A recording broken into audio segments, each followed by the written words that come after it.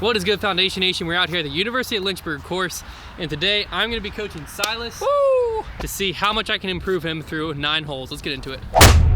It's all or nothing.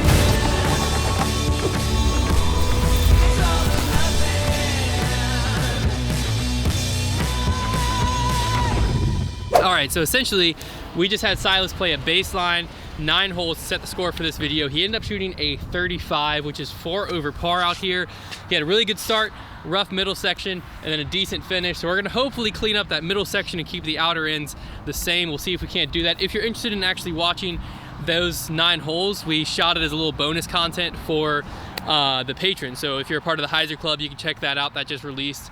We just did that because we needed the baseline for this video. We figured, why not shoot it for a little extra content? So coming into the round, 35 is what we have to beat. My goal, I think I can pretty easily get Silas to a 30 just on shot selection. So we're not really gonna be walking him through form, nothing like that. We're just gonna be focusing on shot selection each hole and see how big of a difference that makes, choosing the right shot for the right hole.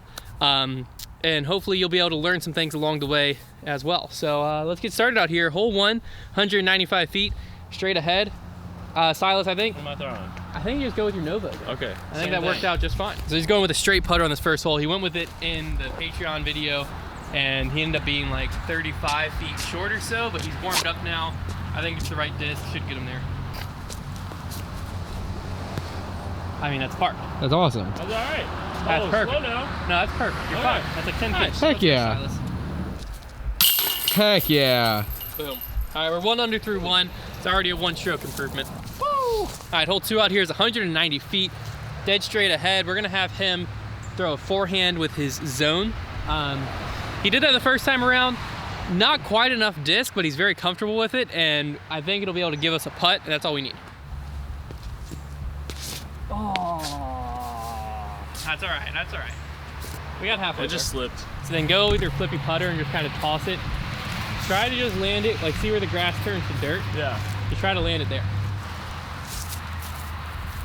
Get up there. That's a putt. That's a putt. That's all right. Oh, that one hurts. It's all right, tap her in. Nice.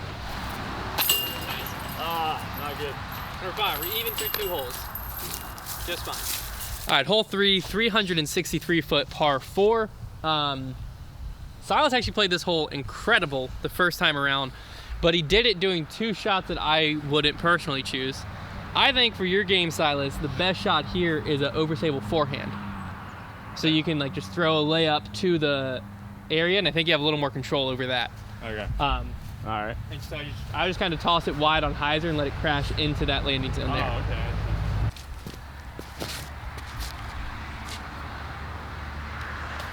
okay. Boom. Now the reason, so the first time through he threw a backhand, and the reason I like the forehand better is twofold. 1, I think it's more controllable here, especially for his game. 2, if the forehand messes up like he just did, it'll fade into the right side where you might have stuff in your way, but you still have an angle. Oh, I did it. Whereas if you mess up the backhand and it fades out early, then the backhand can completely cut you off where you have no angle. So when you're playing for par, you want to mess up in the direction that you can save a par, not in the direction it's going to cut you off. So there, he messed up, it dropped down. We're still in a good spot to take a 4. Don't focus on getting to the basket, just try to get into the gap of decent ways. Okay. Because we're okay taking a par here. This is the hardest hole in the course. Okay. Oh, that's just Heiser Central. That's all right though, because like Knock that's in there on the hillside. We just have another Heiser up the basket. Oh, that was great. Yeah, that's a putt. All right. So essentially, that's the type of stuff that shot selection can do, is if you know your common mistakes or where you think you might miss, when you're playing a series round or a tournament, you want to put yourself in situations where if you do make that mistake, you can still save par. Because essentially Silas threw 2 bad shots for him. Nose up forehand, Heisered out early, nose up backhand, Heisered out early, and we still have at least a look for par. Whereas if you mess up a shot that you're trying to get too aggressive, that might be a look for double bogey. It's all right. Tap in a bogey. So we're sitting 2 strokes worse right now, but these next 3 holes are where Silas really struggled. Just ate it. So if we're able to take a few strokes off on these next 3 holes, It's gonna be good. Because like I said, these first 3 holes we just played, Silas in the like baseline round was popping off. He went par, birdie, birdie. So to be sitting 1 over through 3, a little bit more realistic, it's these next 3 holes that are gonna define the round. Okay, hole 4, 603 feet, par 4, the longest hole in Lynchburg, if you don't include New London, which is in Forest. A few things that you'll note on this hole. 1, Silas is gonna throw next to the tee pad. That's something that we allowed in the first baseline round as well, because these tee pads when wet get very slick, very dangerous, very fast. Don't know why I said a few things, I think that's the only thing. Is we're gonna go slower disc. So we're either gonna go like a mid or like a 7 or 8 speed fairway driver. So you essentially want something that's gonna go straight that way and then fade, so that if you make it to the left woods, you're on the edge of the left woods. But you want to get forward progress first, then bring trees into play. Versus doing anything that's bringing trees in early. I think this will do the job. Okay. Little grip lock action. Fighting through. We're okay. We were in the fairway. Fairway. We were not in the fairway the other time. No. Well, that's just the disc selection part, again, because this hole makes you think, I want to go big, I want to get a full flight out of the disc, I want to crush it. And so Silas chose the Hades last time through. Mistake with the Hades, and the mistake a lot of people make on a hole like this, is it's too flippy and too fast. So essentially, if you hit the Hades perfect, it's going to get you down there. But if you mess up a little bit, the heat, in this case, his really stable heat, was stable enough that it's fighting out. So going into the woods, it's more likely to be kicked out, versus the Hades was going into the woods and turning into the woods. So it's more likely to want to keep going that way. So that's why you saw him pulled it a little bit, but it was stable enough, it kicked out. We're in the fairway. Hopefully we're gonna be able to take a 4. I would try to throw something that gets us to like 80 feet, because there's a wide landing zone there. Okay. So there's a lot of room for error there, and then we still are gonna have a jump putt. So I'd go with that passion on hyzer towards this right trees. Yes, Silas. That's great. Now just don't get a big skip. It didn't, that's perfect. That's fine. Now we'll just have a little jump putt up, tapping a par. All right. So we're just putting this close. I would just jump putt it, just try to land it like 10 feet shy of the basket and let it just slide up there. Okay. Oh. That's fine. That was a little long. There we Heck go. yeah. That's a par. So that puts us back to where we need to be. Yeah, you're well ahead of where we need to be. You're 1 Yeah. over par. These next 2 holes where he really struggled, and I'm pretty confident we're gonna be able to go 3-3, and then we'll be home free. This hole is a pretty common hole that will get people a lot of trouble. It's something you see at a lot of disc golf courses where the basket is like eye level with us. And in order to get to the basket, you feel like you need to throw eye level, and there's a tiny gap up there that just baits you in. When in reality, if you look down and just match the angle of the hill, there's a massive gap at the bottom of that hill. So your goal when you step into a hole like this is, instead of trying to get the disc up to the basket, you're trying to throw with the hill and get to like the bottom of the hill, or maybe 10 feet up the hill, and then let the disc skip up to the basket. Because the disc coming into the hill is going to skip up, and you'll either be sitting there with like a, I don't know, 50-foot putt, or it'll get a good skip and you'll be parked to the basket. Either way, you don't bring in the trouble that's up high that can get you the 4, 5, 6s. So what we're doing here, Silas, is taking, go with that passion again. I really liked how that flew. Go with the passion. Again, this is another hole we're going next to the tee pad because it's muddy. And I would throw it low at these the right trees in that gap down there. Okay. And you're trying to literally hit like just barely up onto that next side of the valley. Yeah. Oh, I just grip locked. Oh, get down there. It's down there. I got down there. So low grip lock action. Stuff happens. Punch through though, it's all right. So basically just like, see this little cross branch? Yeah, I do. I would go right below that and aim like above those next bushes. Love the bushes. So like just kind of punch it, because you basically, if you hit anything, you want it to be that last little thing that's sticking up, and just punch through it. Heck yeah. Oh, go in. Oh, let's go, Silas. Is that part? That was awesome. Let's go! Bow, bow, bow, bow, bow. Yeah, Silas. Heck yeah. All right. That's a 3. That's a 3. That's a 3. We are That's now a good 2 3. strokes ahead of where we were in the previous video. So we have 2 options here, Silas. I'm gonna let you choose. They're both a forehand. Okay. But there's either a forehand. Like a forehand crush, or like yeah, a do forehand you want a layup? forehand to get, they're both kind of layups, but do you want one to go past the big tree, Yeah, we'll go past. or do you want to be short? I can get it past. All right, so I would just go with like some type of distance driver and just throw a forehand, and your only goal is just to get over that hill. Anywhere up in the opening up there is good. We're not trying to get to the basket. It's a par Okay. 4. Just get in that open field. All right.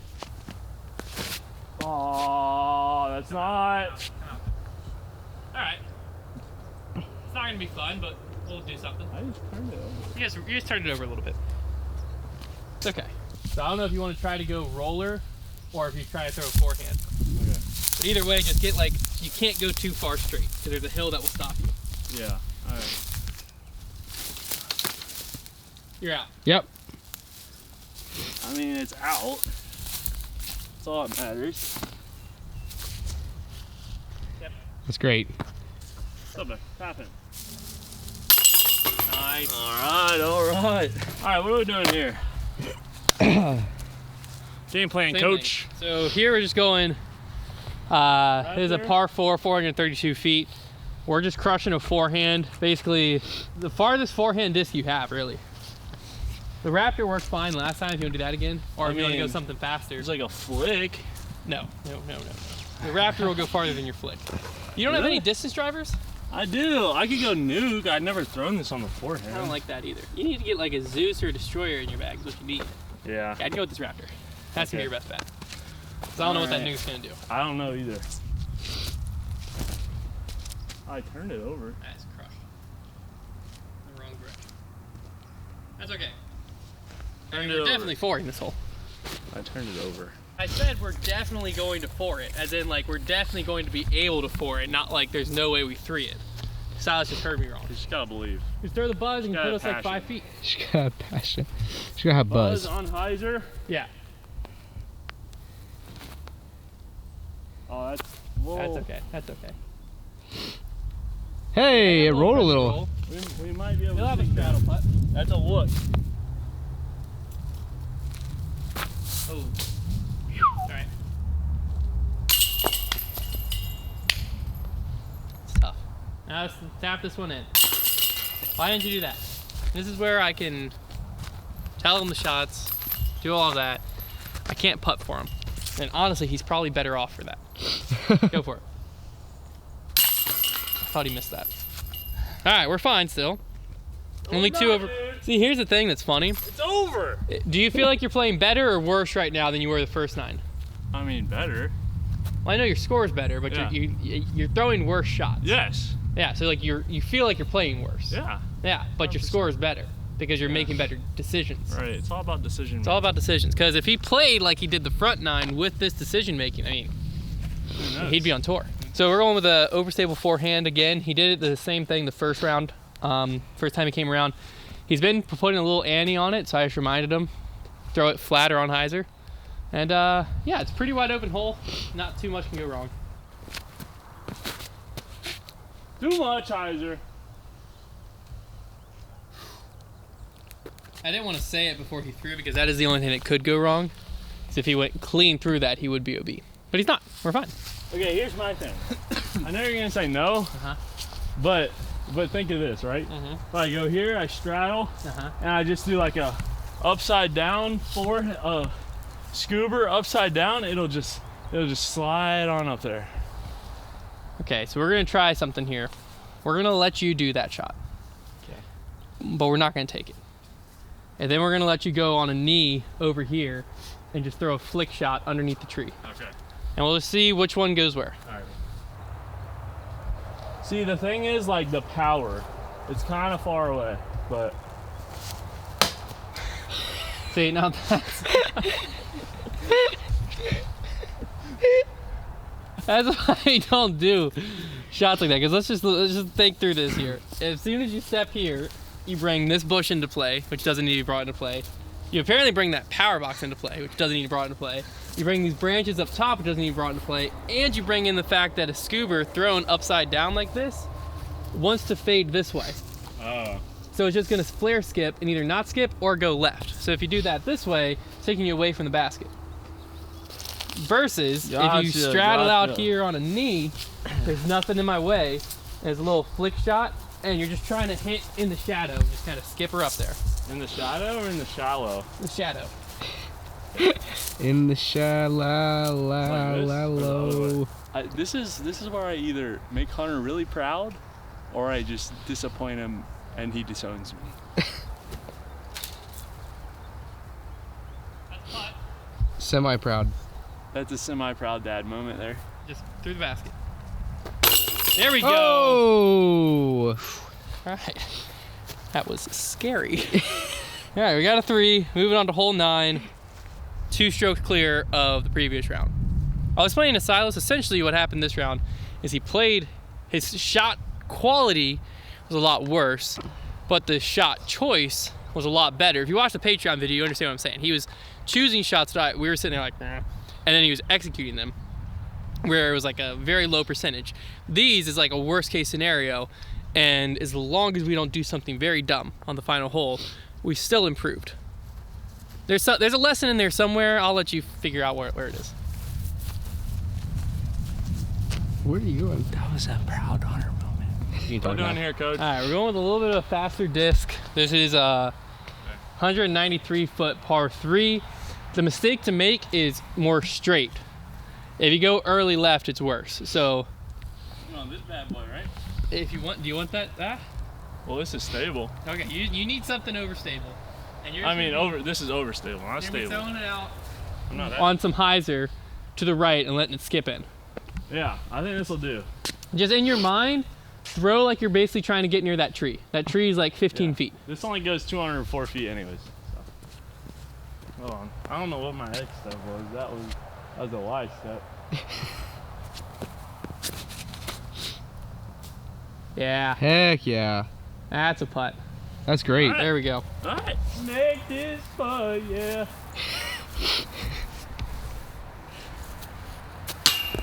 That's all right. I'm Go gonna tap crank it this putt, yeah. out. No, go tap it out. Get Good, it up because there. I said clank instead of make. All right. So that's it. That wraps it up. Shot a 33 this round. He had 1 birdie, 3 bogeys. The 35, he had 3 birdies, 2 doubles, and 1 triple bogey. So you can see that 2-stroke improvement, but essentially by just changing mindset on shots and stuff like that, playing much more conservative, you might not get as many birdies, but he was playing bad. I think that there were several holes that he could have still birdied with the shot selection. It is also 30 degrees out here. He doesn't have a watch on. But the key with shot selection is it minimizes the mistakes. So basically, how high your scores can go on a hole, you're gonna be getting rid of those 8s, 9s, 10s. In Silas' cases, he had 3 6s. You're getting rid of those types of holes, bringing them down, and then still allowing, if you're playing good, for the low holes to still be in there. So it's just all about shot selection, deciding, you know, when to go for stuff, when not to go for stuff, and when you do go for stuff, which way to do it, so that if you mess up, you're left in a spot where you can still save par. So that's a way you can easily shave some strokes off your game without doing field work or putting or any of that boring practice stuff. It's all between your two ear holes. That's where some strokes can come off immediately. So hopefully you enjoyed this video. Silas, hopefully you improved. Yeah. And Definitely, man. yeah, it was a good time. Again, if you want to check out how he shot the 35 the first time, pretty Very entertaining entertaining. video. It's over on our Patreon. You can join the Hyzer Club. There's 3 different tiers there. I'm not going to bore you with all the details. You can find all that out in the link in the description below. And other than that, we'll see you in the next one.